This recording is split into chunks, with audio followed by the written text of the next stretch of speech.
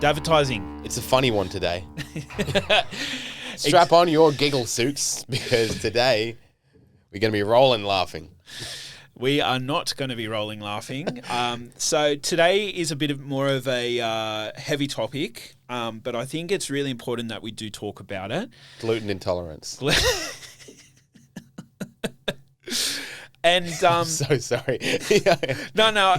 You know what's good? You know what's good about all of this is I didn't tell you that I was going to do this, but to start off this episode, I want you to tell the people what happened last week after we recorded the first episode. Oh, not last week, last time. You know how we had to go up the road? Yeah. And you had to talk me through? Yeah. I want to be really, really real with people. So today's topic is mental health, right? And I am really fortunate that I've got someone like you who, above and beyond the banter, above and beyond your shit football team and everything else in between. Interesting week to say that. That's actually got me there as well. It is, not always, life is not always going according to plan. All right. So I'm happy for you to share what happened last time we were here recording podcasts. Yeah, well, we got here and you were late as usual. And just add that little stab in there. Normally we record first thing in the morning, but it was lunchtime. Yeah. We got here and you rocked in and you were like, before we record, can we go for a bite to eat? I needed some lunch. So we rocked on down to the cafe down the road. And you basically told me that you'd just been hit with like an enormous amount of debt and bills that you didn't know about. And you were very, very stressed. Yeah. And we were having lunch and I bought your lunch as I always do. That's a lie. That is a lie, actually. You way more often buy my food, which is very nice. Because of your dire financial situation, I bought you 2 chicken skewers. Who knows when he'll eat next? And anyway, you said that you were having a very, very tough time, and it was the first time I've seen you kind of, your eyes got a bit misty, you kind of had your head in your hands, and you looked very, very lost. And it was, but I've been there as well. Yeah. I've been in that situation. And you question everything. Should I continue going with this? Should I give this up? Should I just end that? And for the most part, and you always also talked about quitting, leaving your holiday as well and ditching your big family memory that you've been planning for months. And you mentioned that you're in a pretty dark headspace. And so I feel like I was able to talk you through it. Bit of tough love. Is what I think I would have needed at the time. And then you thanked me later on. And I got a text message from you a couple of days later saying thanks so much for that. Yeah.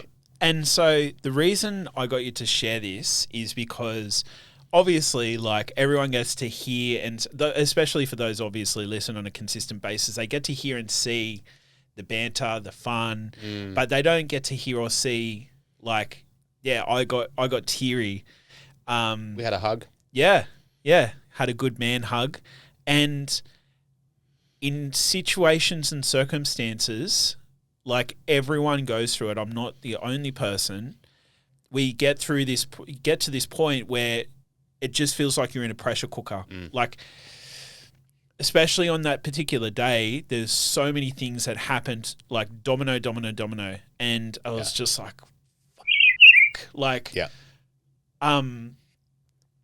and something that you said, the reason I thanked you is that you said something so crucial. You not only talked me through it, you did give me a bit of tough love. You talked me through it, right? You gave me an example of, in the example you used, you talked about restaurants and they open up and they don't even know if they're going to make money. And if they are going to make money, it's going to be some of the smallest margins you can imagine. And they are in hundreds of thousands of dollars of debt from day zero. Yeah. And then, you also, I think this is the part I appreciate the most, is you also reminded me of what I'm capable of. Because in those pressure cooker situations and circumstances, it's very easy to forget. Very easy to forget what you're capable of. And I really appreciate that. And I think the whole reason I wanted to get into this topic is there's a few things that have happened recently. So it was just yesterday I found out that there's a guy who is 2 grades below me in my little brother's grade who committed suicide just before Easter. There's also another guy who I've never met before, would basically not even connected to him on Facebook, but I'm connected to his partner. And, you know, he took his own life as well. And this is all in the last month. Yeah. And both of those guys were dads. And it was just like,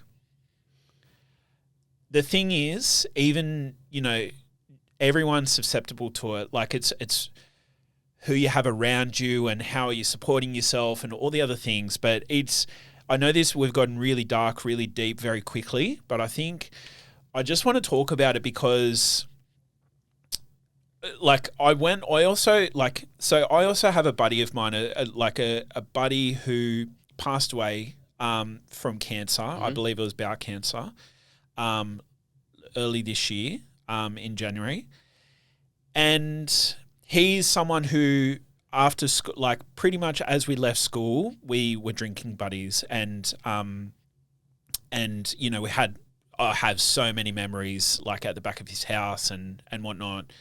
And when he passed away, at his funeral, I had another buddy of mine who sort of came up to me and said, have you ever been to a doctor and just had things checked over? I was like, no. He goes, dude, like, it's worth it. Like, you know, things like this can happen. Like, you don't think you can get cancer, but, you know, things like this can happen. So hence I've gone to a doctor. I don't really have a doctor.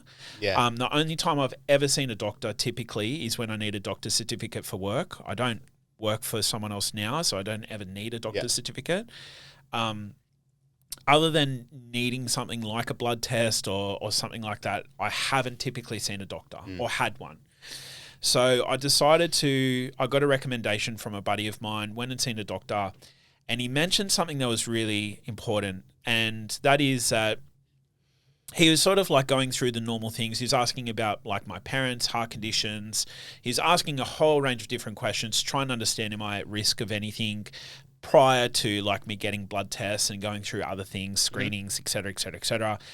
And he sort of goes to me, look, the other thing about having a doctor is, you know, sometimes people don't understand that they also have access to psychologists as well. Like it's not like some psychologists bulk bills, some psychologists don't, but you actually have access through Medicare to get reimbursed funding and things like that.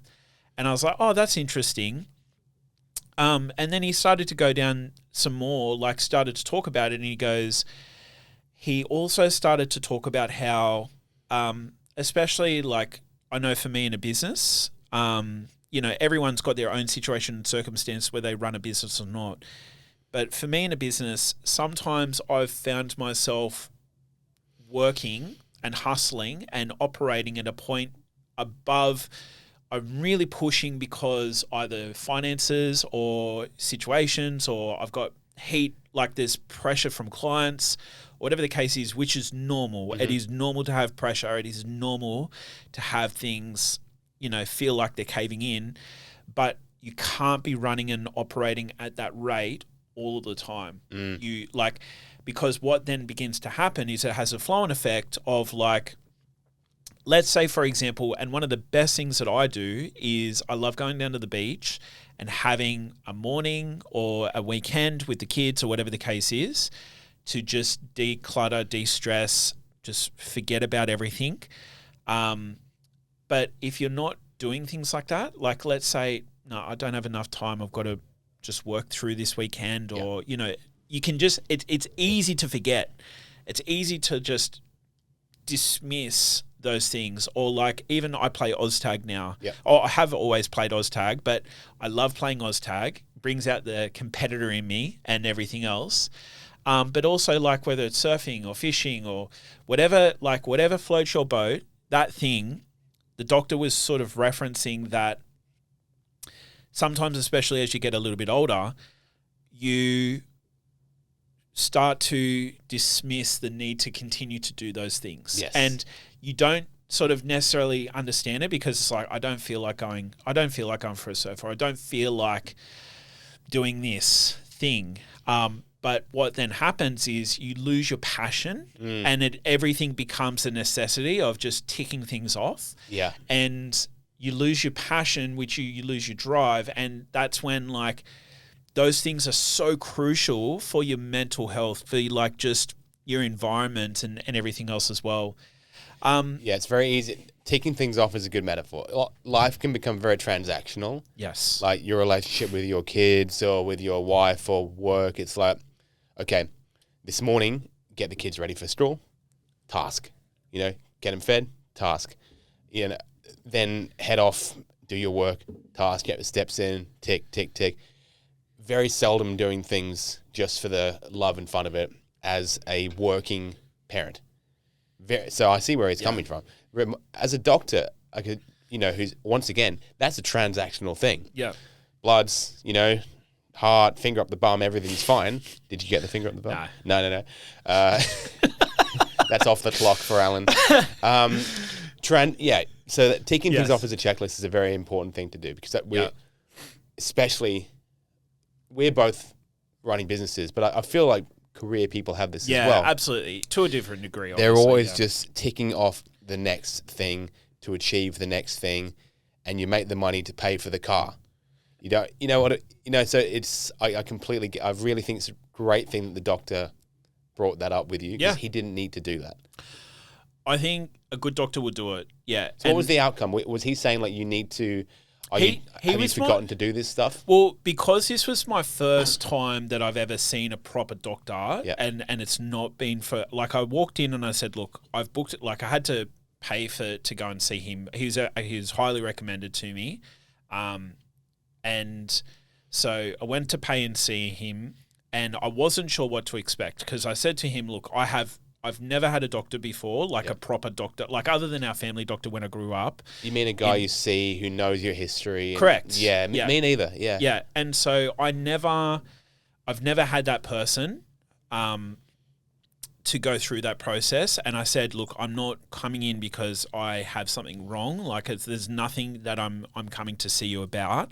I think the biggest scare for me was the fact that a friend of mine, the same age, and did the same activities and for the most part lived a very similar life, died of bowel cancer. Yeah. And it scares the fuck out of you. And it's like, he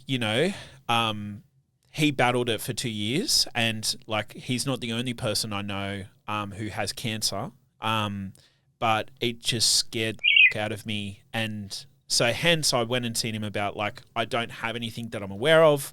He asked me a whole bunch of questions. And then I think the most important part was just like he spent 15, 20 minutes just basically waiting to see if I respond to anything, which for the most part, I'm good. Like he told me about access to psychologists. He told me about, the drive thing that I'm told mention. I also mentioned to him, like, I've done some cathartic breath work. I've also seen kinesiologists for the most part. And I have an amazing wife and support system around me. So for the most part, I do feel like I'm covered and I feel like I'm fine. But yeah, it was just the conversation that we had. It made me aware.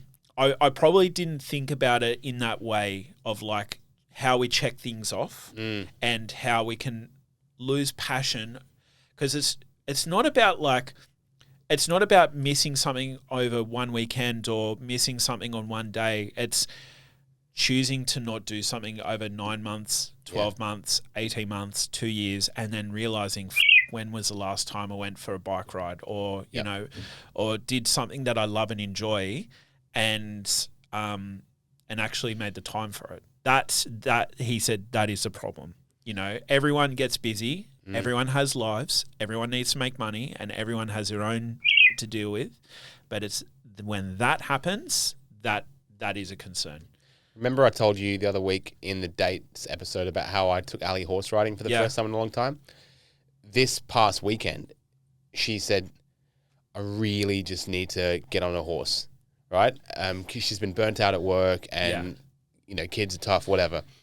And then she kind of texted her mate who owns a horse. Was like, you can probably come down this afternoon. She goes, please, can I go? So we moved the day around so she could spend like 4 hours out of the house. And she came back a different person. Yeah. Because it's exactly the same thing. That was twice a week forever. Yeah. And now it's been ages. And she looked different when she got home. Yeah. She looked like fitter and more tanned, having been out and like just done a thing that she loves. And so I'm not sure if I have that thing. Maybe I do, but Ali definitely does. Yeah. What you were mentioning, Yeah. it was insane to see how happy she was when she got home. Absolutely. And so, you know, that thing for you might be going to a manly game. Like, yeah, totally. Yeah. Yeah. Like taking the time, not booking things around it or whatever the case is. That may be your thing. It is. It's time with the lads, I think. Yeah. Yeah.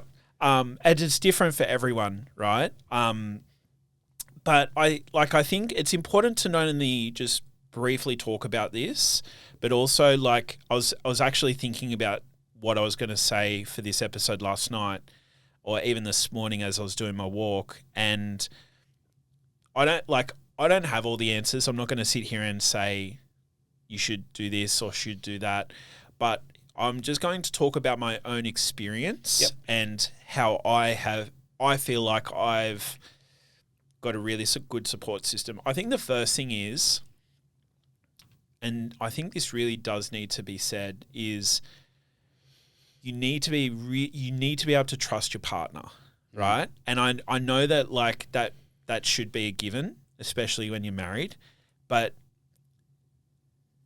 a good partner will challenge you and have your back when you can't have your own all the time. And, or maybe not necessarily all the time, like sometimes situations and circumstances, but there is no way that I am the man I am today without what Jess has supported me through and worked through with me. The second thing is that little thing, like, you know, last week we were talking, you know, last podcast session, you shared with me, like, you have the capacity to be able to build and create opportunities. And that was something that I couldn't see in myself, but I've got there's at least 5 people I could name right now, and you're one of them, who, if I need a little bit of a kick up the bum or I need that little push, I know who to call. And it's important to have those people on either speed dial or within reach so that you can contact them when you need to. And you don't always need to necessarily see them. It sometimes is just a matter of just being able to catch up over a phone call, but making the time to go and see them or hang out or whatever the case is where possible as well. I think your environment, including your direct partner, and your close friends, and who you take advice from, more importantly as well. Because I think, you know, especially if I look at the people who I take advice from, they're all in business. Like, yeah. And they've all different situations and circumstances, but I want to be able to speak to people who are in my situation and circumstance. And I'm not saying you need to go and find 5 people in business, but you need to find people who are in the dirt with you, on the ground, doing the thing that you're doing, and they've either walked the path in front of you or you're supporting them by. And that's another thing as well, is can often find that by supporting someone else, you're actually supporting yourself.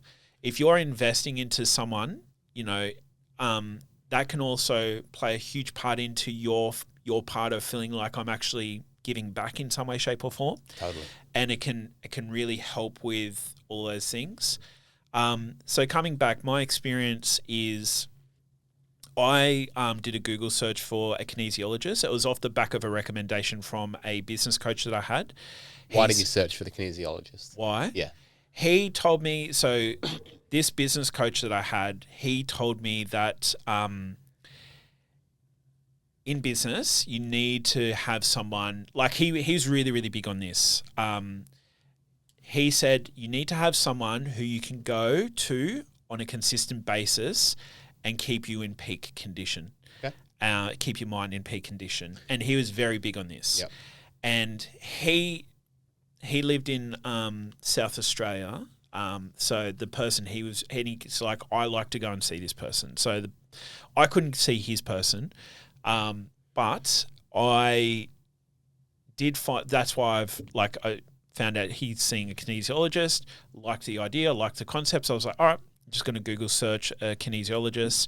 An amazing lady named Rachel came up and had like an initial session with her. And immediately I was like, yeah, all right, this is good. And we worked together, I think, for 9 months on and off. 9 months, 6 months, like seeing each other fortnightly. And I still, every now and then I'll go and see her. But that then also then led into another lady I work with named Natalie, who I do cathartic breath work with. And these are little things that, like, I wouldn't always go and say, I've got this problem. Like, it's not always about what problem you have. Sometimes it's about what are you working on? What are you being challenged with at the moment? And it might be, I seem to always talk to these people who are not ready or whatever the case is. And then like, it's sort of like, it then brings up a belief that you may have had or some sort of thing. And that is the way that I have used it to, like, in my mind, I've used it to stay in peak condition or like keep my mind fresh. But then I've also noticed that I find myself talking about situations and circumstances and shit that's going on. Yeah. And that is where the real magic is. It's an outlet of release the pressure valve. Yeah. Releasing the pressure valve and talking through stuff, especially as men. The moment you can talk through stuff, I think the better it is. And we certainly hold it in. 100%. We 100% hold it in because, you know, you've got, I even saw like an Instagram last night and it was just like a dad sitting at a table kind of like staring into the distance. And then someone says, how are you? And then you see all these, you know, thoughts pop up like, do I work too much? Do I not work enough? Do I yell too much? Am I around the kids enough? Do we have enough money? There are bills due. I'm getting fat. And he just says, yeah, I'm fine. That sort of thing. And I think most working grown-ups probably have that in their head. But I do think that women talk about it more. Yeah. Ali will hop on a phone call with her mates, you know, before dinner. And then like an hour and a half later, I'm sitting there like, I'm hungry. And then they're out there having a wine and a massive chat about everything. And I don't think we do that enough. No. Because we don't make the time for it. Exactly. And when it typically does come up is when you're on the piss, right? Yeah. And it's almost like, and this is the other part of, like, I guess the Australian culture and is, you know, we have this big thing around alcohol whereby when you're drinking and when you've got a few beers under your belt, it's acceptable to let loose and to like, and that's typically when you get like all the stories and when all the shit's coming up and you know, you get blokes who are emotional and all these other things, right? And especially when you take away alcohol, like, you know, if you will, like I was using it to numb myself, and you know, it's the same with recreational drugs and other things and even food for that matter as well. When you start to take away these things, you are just faced with the emotion and you still need to process it and deal with it and all the other things. And it's finding your outlets and finding your processes on how do you, one, release a pressure valve, whether it's in nature, whether it's going for a surf, whether it's going for a walk, going to a Manly Sea Eagles game, whatever the case is. And then, but also having good people around you. Yeah. And yeah. I think what's interesting on that is you said something about like finding those 5 people. I think most people have them, but you don't think you can have that conversation with them until you mention it. Yeah. And what I mean by that is, I think it was early January, I was meant to go up to an event with a digital marketing school, and they invited me up to come for like a day and a half to the Gold Coast and attend an event and do a little chat in front of like a room full of people, which would have been awesome. I would have had like the photos and the social proof and everything, but this was right around the time when business was like really tricky, Christmas time. Probably I think this is around the time when Ollie was having lots of tantrums and stuff like that as well. Mm-hmm. Really, really rough. And so I just like said, yeah, I'll come, but I never booked the flights and I never did it. And then a couple of days before I said, like, we've had gastro in the house or something like that, which was true, but I was like, I don't want to give it to you. But that wasn't the reason I didn't go. And then the next day I messaged one of them. I was like, I actually lied to you. I feel like a dick because I lied saying we had gastro. I actually just haven't really not in the headspace to like travel up to where you are and do this sort of thing. I'm just going to lay low and kind of, you know, relax a little bit with the family. And after that, like, bless him, he went and told everyone in the group. And I got like 10 messages from these guys saying like, dude, if you ever need anything, just talk to me. And it just came from, you know, I didn't realize I had that circle there. And then from saying that one message where I was like, honestly, head's not in a good place this week or this month, I started becoming way more comfortable saying it to other people because you realize people generally have your back. Yeah. And if you've got someone who isn't comfortable hearing that stuff, that's fine. Yeah. There's probably going to be someone around the corner who is. Yeah. And so whether or not you don't have to be in a business mastermind or a dad's group or have a fucking podcast to have these chats. No. You probably could just say it to your mate when you're at the pub, walking down the road, or to send him a text and say, do you have 20 minutes later on, like once you put the kids to bed? I would love to have a chat to someone. Yeah, 100%. Yeah.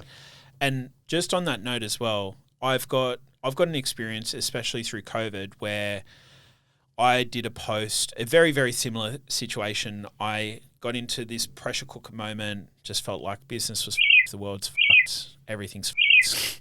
And I... Relatable. Yeah. Relatable. And I knew my mind was going somewhere really dark and deep, and I called Lifeline, and then I wrote a post about it.